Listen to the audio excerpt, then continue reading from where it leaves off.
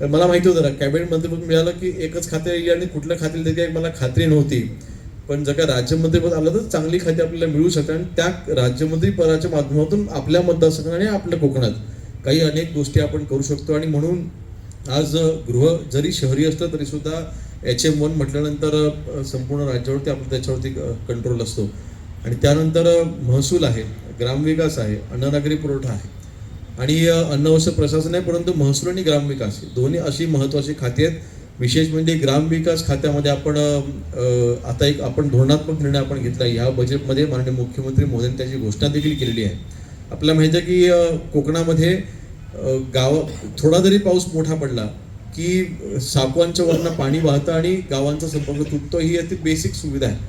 परंतु आमच्याकडे खेडला एक केस झाली होती की एका मुलीला पावसाळ्या दिवसामध्ये साप चालू होता.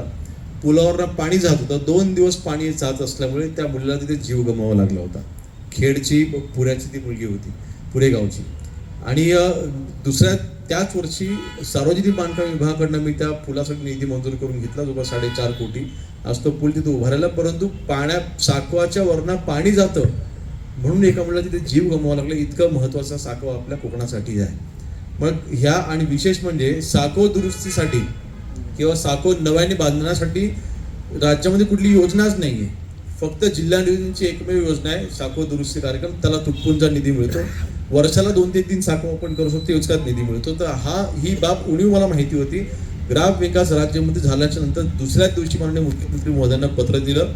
मी पालघर, ठाणे, रायगड, रत्नागिरी, सिंधुदुर्ग या 5 जिल्ह्यांचा मी फक्त साकवांचा मी आराखडा तयार करून घेतला. प्रत्येक ग्रामपंचायतकडनं माहिती मागवली, किती साकव तुमच्याकडे प्रलंबित आहेत, सगळी माहिती मागवली. आज जवळपास 450 कोटीचा आराखडा तयार झालाय. आणि ग्रामविकास खात्याला पहिल्यांदा राज्यामध्ये फक्त कोकणासाठी आपण साकवासाठीची वेगळी योजना आपण तयार करून घेतली, वेगळा हेड आपण तयार करून घेतला. त्याची घोषणा माननीय मुख्यमंत्री मोदींनी आता अर्थसंकल्पामध्ये केली.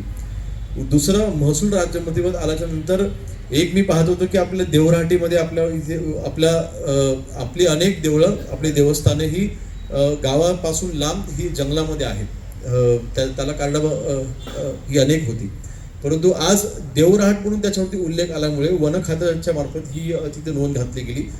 देवराटीमध्ये तुम्हाला शासनाचा किंवा खाजगी निधी वापरता येत नव्हता. मी ह्या विषयाकडे लक्ष घातलं आणि वन खात्याच्या मार्फत जवळपास 3 ते 4 बैठका माझ्या मंत्रालय स्तरावरती घेतल्या. तेव्हा लक्षात आलं की खरं तर ही नोंद ही अतिशय चुकीची पडलेली आहे किंवा ही जो विकास थांबला अतिशय चुकीच्या समजेमुळे तो विकास थांबलेला आहे. आपल्या एका बैठकीमध्ये शेवटच्या बैठकीत आपण निर्णय घेतला आणि आज आपल्या कोकणामधल्या देवराटी जरी असली तरी सुद्धा तुम्ही तिथल्या देवळांची किंवा देवस्थानाची दुरुस्ती करता निधी खर्च करू शकतो आणि शासनाचा किंवा खाजगी निधी आता तिथे वापरता येतो, असं आपण धोरणात्मक निर्णय करून घेतला.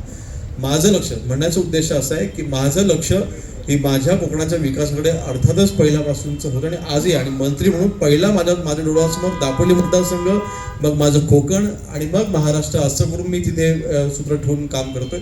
अर्थातच आपण अनेक वर्ष आपण राजकारणामध्ये आहात आणि माझ्या सहकार्यांना जास्तीत जास्त न्याय द्यायचा प्रयत्न मी करतो आणि योग्य व्यक्ती ही योग्य तिथे स्तरावरती असली पाहिजे. आज असल्यातही आमच्याकडे शिवसेनेमध्ये येऊन काही राजकीय कार्यक्रम नाही, आपण उल्लेख केला म्हणून फक्त 2-2.5 वर्षापूर्वीच त्या शिवसेनेमध्ये आल्या आणि राज्यमंत्रीपद दर्जा असलेल्या आज पदावरती त्या अध्यक्ष म्हणून नाचत्या बसल्या. आणि विशेष म्हणजे मंडणगड तालुक्याला स्वातंत्र्यानंतर पहिल्यांदा राज्यमंत्री पदाचा दर्जा आणि अध्यक्षपद मिळालेलं आहे. ज्या मंडणगड तालुक्यामधून बाबासाहेब आंबेडकर येतात, त्यांचं मूळ गाव मंडणगड तालुक्यामध्ये आहे, त्या मंडणगड तालुक्याला रत्नागिरी जिल्ह्याचं अध्यक्षपद हे पहिल्यांदा मिळालेलं आहे.